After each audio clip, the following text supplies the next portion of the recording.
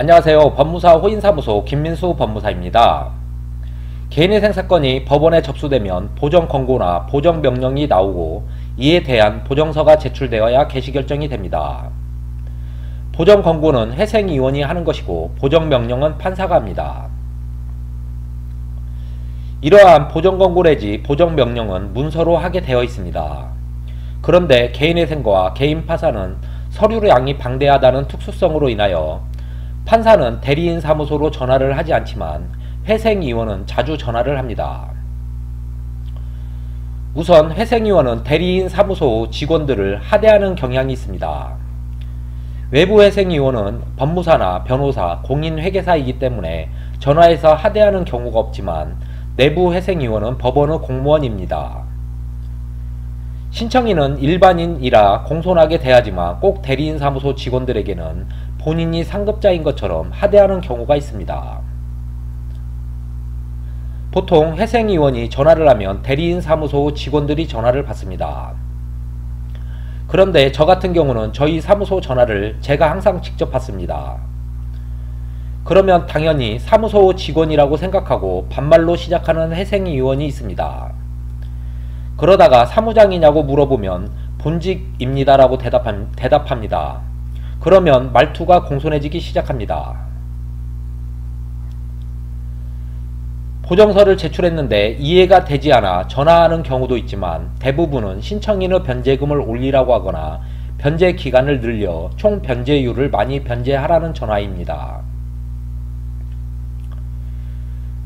담당 판사님이 변제율이 낮으면 개시결정을 안해준다. 도박을 했으니 변제 기간을 60개월로 변제해라. 이렇게 하지 않으면 기각한다. 협박 아닌 협박으로 들리기까지 합니다. 이렇게 말하는 회생위원은 저 같은 경우 기각 사유가 있으면 기각하면 되지 무슨 전화해서 협박을 하냐고 뭐라고 해버립니다.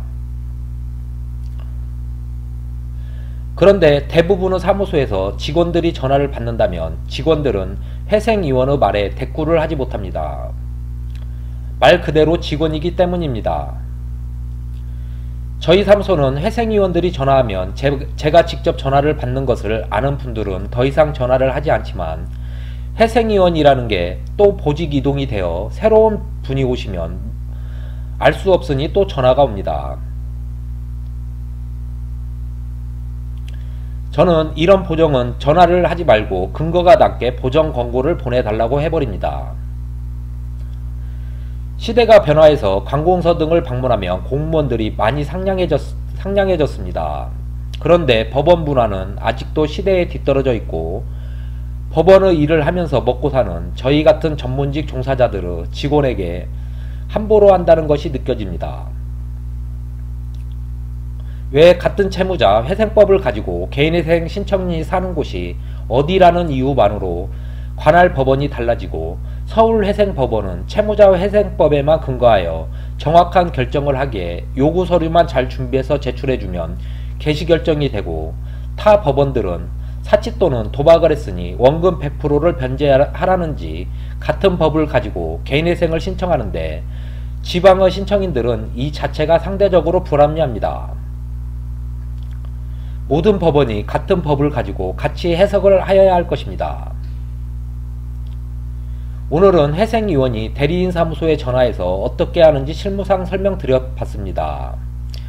지금까지 김민수 법무사였습니다. 감사합니다.